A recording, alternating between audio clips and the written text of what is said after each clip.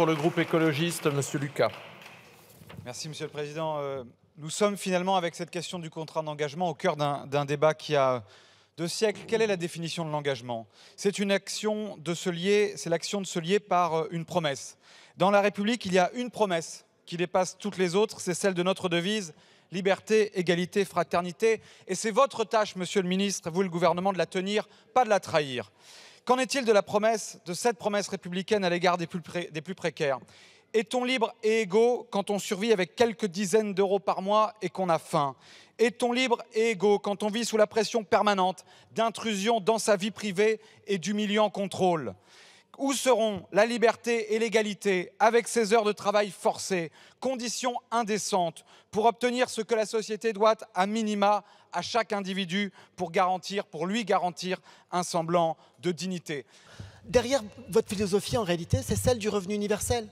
Celle de l'attribution d'un revenu sans condition, sans contrepartie. Ça n'est pas la nôtre. Ça n'est pas la nôtre et il y a toujours eu dans notre pays des contreparties au fait de percevoir une allocation. Oui, Monsieur le Ministre, vous l'avez dit tout à l'heure et je vous en remercie, nous défendons effectivement avec mes collègues écologistes l'idée, la belle et grande idée du revenu universel d'existence inconditionnel, et je ne résiste pas parce que la base de la pédagogie est, comme vous le savez depuis la réforme des retraites, avec un grand succès vous concernant, la répétition, à vous redire cette belle phrase de Paul Ricoeur que j'évoquais tout à l'heure: l'exigence a toujours été que quelque chose est dû à l'être humain du seul fait qu'il est humain. Et effectivement, nous avons avec vous une divergence idéologique, de cadre conceptuel. Vous croyez à la société productiviste où l'individu n'existe que par sa fonction économique. Nous croyons, nous, autre chose.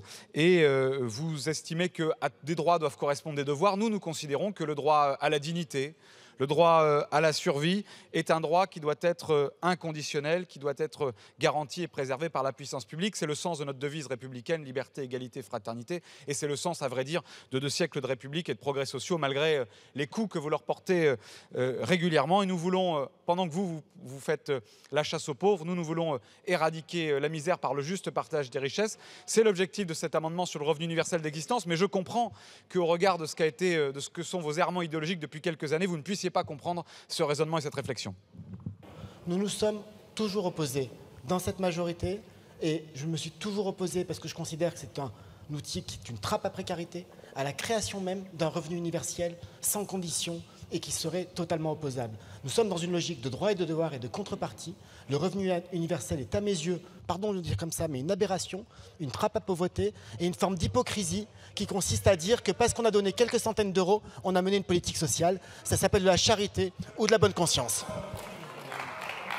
Je voudrais revenir sur ce qui a été dit tout à l'heure, Monsieur le Président, quand j'ai demandé à ce qu'on vérifie que était bien au banc présent le même Olivier Dussopt que celui qui avait pu prendre d'autres positions par le passé. J'ai également retrouvé un texte que nous avions signé, Monsieur le Ministre, vous et moi en commun en 2008, qui s'appelait Un monde d'avance, pas une trahison de retard, dans laquelle nous dénoncions en commun la vision de Nicolas Sarkozy à l'égard des plus précaires. Et je cite notamment en accusant implicitement les chômeurs d'être responsables de leur situation. Vous êtes en plein avec ce texte, avec cet article 2, en train de faire ce que vous dénonciez avec force et avec un certain talent, il faut bien le reconnaître, à l'époque, et y compris sur les bancs de cet hémicycle. Donc je renouvelle ma demande qu'on vérifie qu'au banc des ministres est bien présent le même Olivier Dussopt que celui de 2008 ou 2017 et qu'il n'y a pas une usurpation d'identité, un sosie, un clone ou une intelligence artificielle.